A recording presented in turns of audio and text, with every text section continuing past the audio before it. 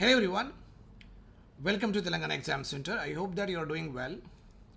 Today onwards we will have the series of lectures with regard to basics of economics. This series is very important to all the aspirants who are preparing from 2024 or 2026, 2027. In these 3 years, whoever is aiming to prepare for UPSC, TGPSC, APPSC or any other state PSC, this is the economy that minimum you should know. Okay. As I've already told you in many of my lectures, economy paper and Telangana movement paper constitute 300 marks, whether it is group 1, group 2 or group 3. And these two subjects are my forte subjects. It is a regional subjects and it is a Indian subjects. So you can learn with me. Live classes will be there. Obviously, if you miss, you will get recorded classes. You will get the complete handout of each and every topic along with prelim pointers and also what mains discussion on that particular topic.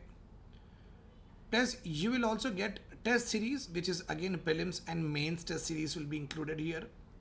Complete mentorship program will be given and how to approach your complete subject. That particular schedule will also be taken care of by me. And 24/7 you will be have doubt clarification session, nothing but in the paid batch WhatsApp group. You can generally have any doubts, you can post it. I will give you audio or video message with the help of which your doubts will be cleared on the same day and you can move ahead. Okay. And it's just like WhatsApp group of paid people, paid students, in that whatever you are making notes, whatever you are writing the answers on your own, you can just put it on your free will. I'll evaluate apart from this. Okay, fine. So do join my classes. This will enlighten your economics so good that you have never seen it. Okay, that much of confidence I have means just imagine that when you are done with it, how much confidence you are also taking for the examination.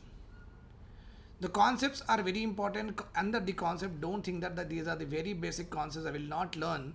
But if you don't learn it, the complete economics will go above your head.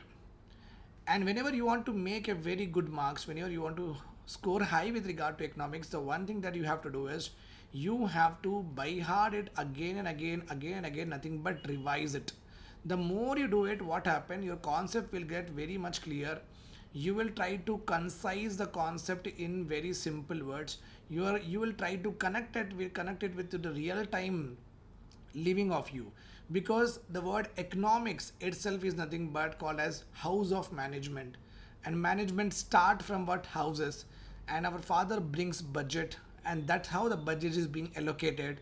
And after allocation, the father wants only one thing, that each one of us, wife along with the children or his aging parents, all of them are doing well, faring well in their life or not. That is what is ultimate game, right? And also the goal of a father. So in the same way, in economics also, the prime minister or the head of the country have the same goal. Okay, remember this point. Now resource is very important, because today in the modern times we are having the problem with regard to the resources, and we are having problem with regard to the resources in the sense that some countries have scarce of a particular resource, some countries have abundant. This scarce and abundant nature of resources will only lead to what? Leading to open economy, which is nothing but export and import started in order to share the scarce and abundant resources among each other. Open economy started, and it has been even enlarged by the concept of globalization in the recent years. I hope this is clear to you. Okay, fine. Now, with regard to economy, if you see, the word economy is basically an English word but has been derived from the Greek word called as oikonomia. Oikonomia, it's a Greek word. This word is only interchange in English as economy that we study now. But many of the times when you study economic subject, you will find direct Greek words, like we are having microeconomy, etc., so and so forth. These are Greek words. Why we are having Greek influence with regard to the economics means the people who have contributed for the development of economics, they are having their local language as a Greek.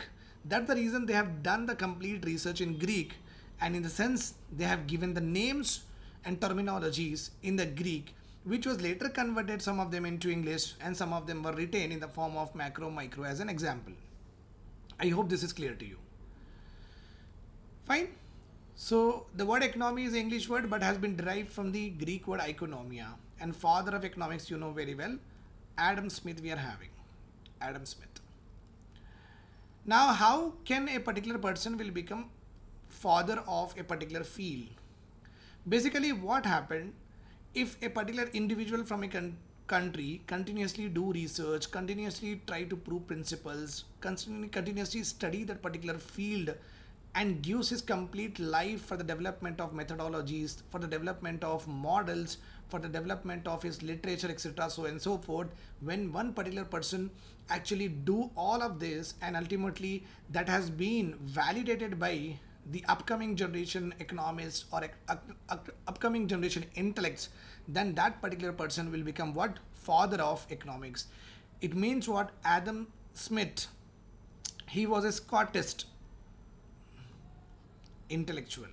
So he has given his complete life for the development of economics, whether it is supply, whether it is demand. He gave us pricing related aspects. He gave us wealth of nations. How does it work? He gave us what is the principles with regard to interest, consumer behavior. So basically he has given complete of his life for the development of economics. That's why we call him as father of economics. In our country, none were there in order to do a lot of research on economics. That's why we do not have it. Okay, fine, clear. It does not mean we cannot do it. I am just trying to tell you that how one particular person will become father of a particular field. Okay, right. The complete economics that whatever we study is centered, we can say that centered around resources only. Is centered around resources.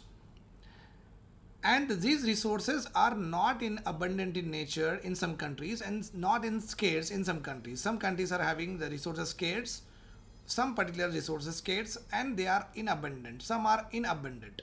So what will happen is both of them will exchange. That's how it led to the development of a open economy where imports and exports are possible. Why imports and exports we are doing? Because one country is scarce in some resources and other countries abundant in the same resources. So what we have to do is we have to exchange it. For that exchange only, a new economy has been introduced as a concept called as open economy, which is nothing but the economy which has exports and imports.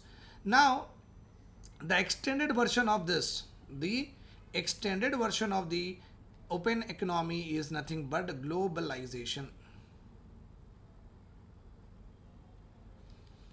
Okay, where not only the trade and goods will be exchanged, technology will also be exchanged, investment will also be exchanged, and human resource will also be exchanged.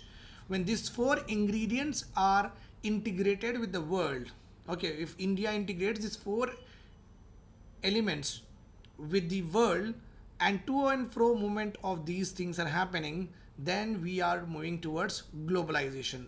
But that is sure that we do not have globalization in every aspect. We have core globalization also, which I will come to in a bit. So now let us talk about resources. Those who are watching me, please make sure that don't think that these are just concepts. If you are not aware of this, the economy will go over your head.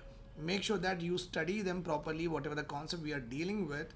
I'll cover all the concepts which will help you to boost your economic knowledge and give you a lot of marks in your examination for sure. Okay, first of all, every country is centered around resources only.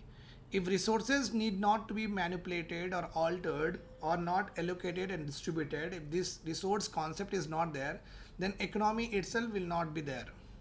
Okay, the resource concept itself makes the economy of today's time. Okay, now what is a resource? This is very important. Okay, the definition of resource is very important. Okay, anything that can able to satisfy needs and wants of people, that is called as what? Resource. That is called as resource. Anything that can able to satisfy the needs and wants of mankind is called as resource. In the sense that if I talk about, normally if I talk about air, does air satisfies our need? Yes sir, it does satisfy because it helps us to breathe.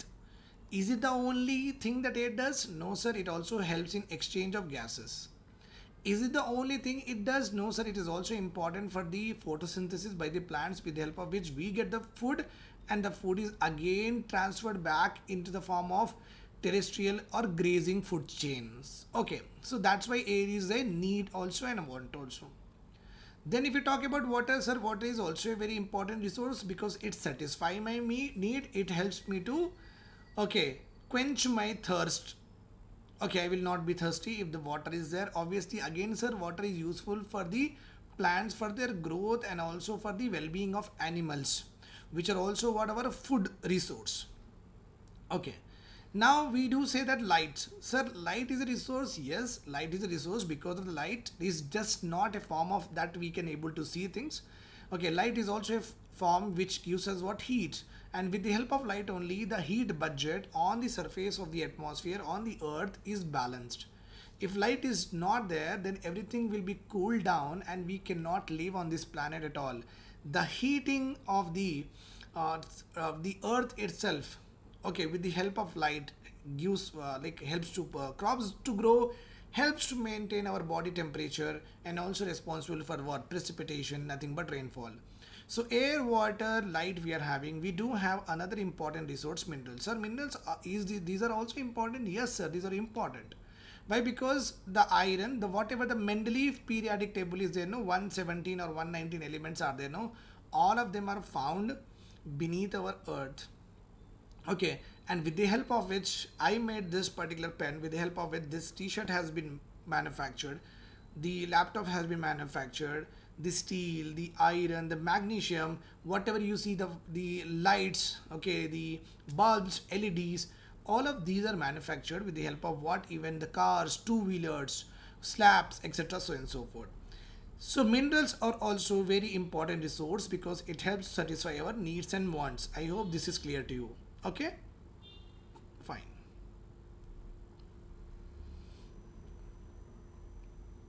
So what we learn now, what we have learned now. I'm being very patient. That is how you have to be also because it's a basic concept series. Okay, we understood the definition of resource we have done. Okay, resource definition is over. Then I have told you with regard to how air is a resource, how water is a resource, how light is a resource. Then I have also told you how minerals is a resource. If you see all of these, there is one commonality is there. If you see all of this, there is one commonality is there. That commonality is all are natural occurring. It means we cannot make, all are natural occurring. So it means, can you make water? No.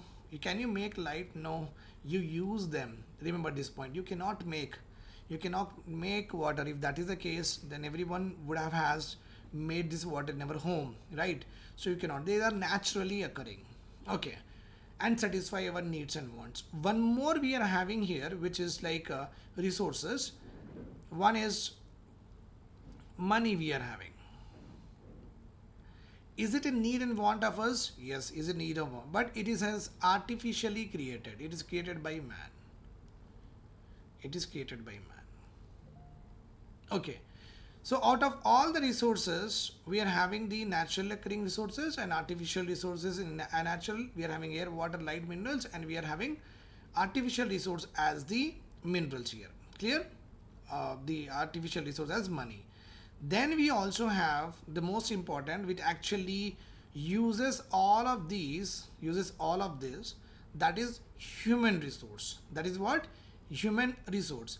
And the one who uses and makes the combination of these resources, okay, he is called as Prime Minister, his cabinet and council of ministers and the think tank and experts.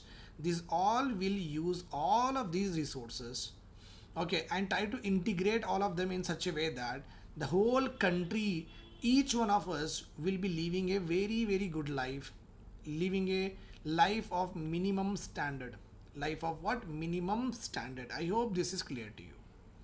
So human resource is also a natural resource, because we cannot create a human being.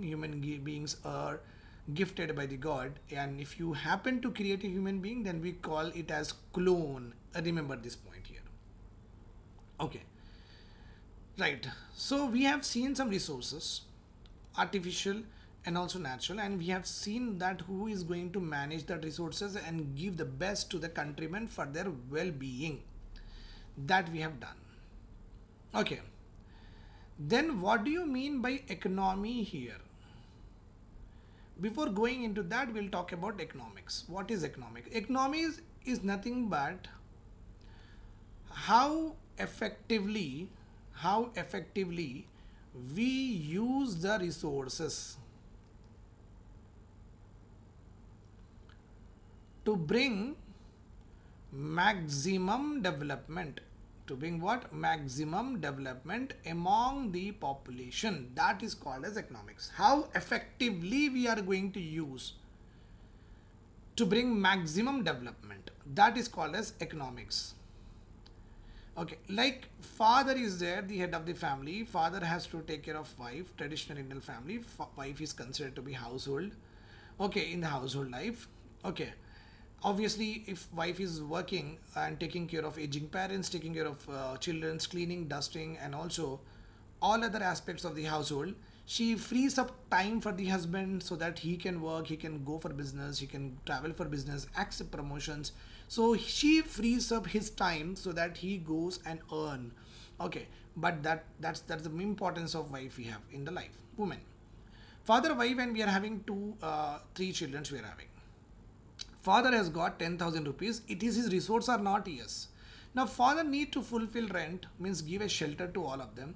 Father need to give a food to all of them. Father need to give education to children. Father need to take care of medication of wife and the parents if at all they are there, etc. So and so forth. So father is using this 10k resource in such a way, he will always try to use his income or salary in such a way that every one of us in the family is living is faring well and able to fulfill all the needs and wants. Are not? Yes. For wife, education cannot be a need if she is already educated, but it becomes a need of what? Children's. Right. For wife, it is important her life will be what? Materialistic, in the sense that she needs cooking stove, etc. So that is her need, and that will not be the need of the children. They require what? Stationery. So for one, what is a need cannot be the same for other section. Remember this point. So needs and wants are exchanged on the basis of what your experience, on the basis of your age, your basis of your occupation that you do, etc. So and so forth.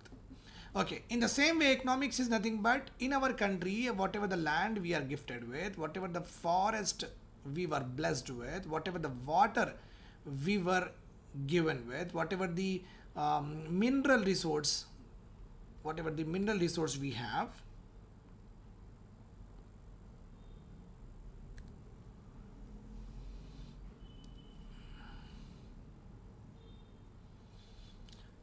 however, Prime Minister and the Council Cabinet and Council Minister is able to utilize all of this. Okay, even the money that they get, how they utilize all of this in order to bring maximum welfare, maximum development. That is called as economics. I hope this is clear to you. Economics is what? How effectively one utilizes the resources in order to bring maximum development. In home, the father look for it, and if he does not, if his resources are not sufficient in the form of that his salary, he'll borrow. In the same way, if the Prime Minister and the Consular Minister and the one who is actually governing our country, if they feel that whatever the resources they are having are not sufficient, they are asking to do investment in the form of FDIs or not? Yes. At the end, what they are trying to do, they are trying to seek part 4th of the constitution, which says that the government should seek to establish welfare state. Seeks to establish what? Welfare state. So welfare state is nothing but a state. Welfare state is nothing but a state which is having what? all the citizens of the people, all the citizens of the country are having a minimum or a decent standard of living. Minimum or a decent standard of living. What do you consider? What are the dimensions of decent and minimum standard of living? Everyone should have shelter, everyone should have food, everyone should have what transportation, everyone should able to educate themselves, everyone should be able to treat themselves, that is what health, everyone should have the livelihood, that is employment opportunity, everyone should have what communication. Okay, if all of these you are having, you are able to fulfill all of these, so in a group of people, what people will think about you, are this particular girl or boy has decent standard of living, means you are able to fulfill all your needs and wants. That is why it is called as you are having a decent and minimum standard of living. Remember this point here. Okay, so welfareism is determined on the basis of what, how much standard of living that the countryman has achieved over a period of time, and we peg it, we generally measure it with the help of what, per capita income. After that, we do have many indexes. Human development index is there, gender development index is, gender inequality index is, etc., so on and so forth, which help us to gauge that welfareism happened or not over a period of time with the help of utilizing the resources that we have in our country. So basically here what you understood is, okay,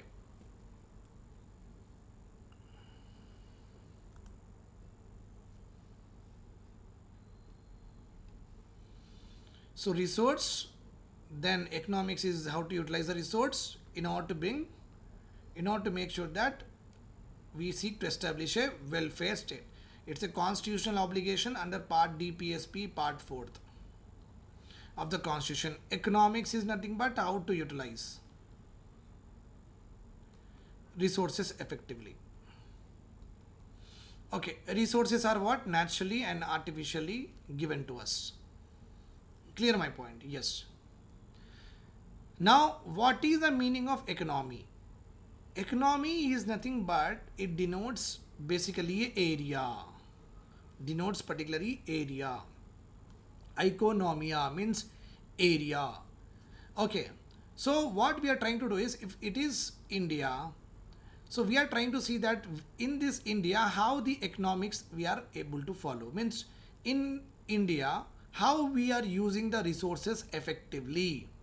Okay, so if you are talking about India and how we are using the resources effectively, then it is called as Indian economy. Indian economy. So economy is nothing but denoting area. If the same thing I live in what, Telangana, so Telangana economics, if I want to study, means economics is nothing but how to utilize the resources or not. Yes, so if we want to study how to if I want to study the economics of Telangana, nothing but how Telangana government utilizes the resources in order to bring maximum development in Telangana citizen, then I call it as Telangana economy. I call it as what? Telangana economy. I hope this is all clear to you. So the 4 important concepts I have told you. In the next class, I'll come up with, okay, 5, 6, 7, 8 concepts. Like that, we will go on doing the concept and be very perfect along with coverage of all the economic news in the newspaper. Clear? This is clear now? Chalo. I'll see you tomorrow. And do join the courses. Be a part of a very wonderful series. Don't risk, don't wait for the notification. That is not going to help you out. Right? Prepare from now. You will become what you are aiming for sure. And with me hand holding you, and given 3 times TGPSC Group 1 mains and 1 time went to interview, we do not have this year, and also UPSC 2 times, you are in good hands. No need to worry about it. Thank you. Take care.